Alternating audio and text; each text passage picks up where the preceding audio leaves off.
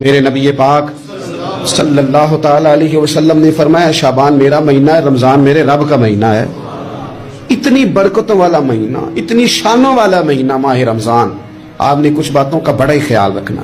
ایک تو آپ نے کوشش کرنی ہے نمازیں ذوق کے ساتھ پڑھی جائیں، یعنی ایک ہے کہ اوہ ٹانگیں نہیں اٹھ رہی اب تراویح کا ٹائم، نہ اس میں کجی ہے، اس میں تھوڑا سا نا ذوق کی کمزوری ہے۔ اٹھنا ہے تو شوق سے اٹھنا ہے، بھاگ کے اٹھنا ہے۔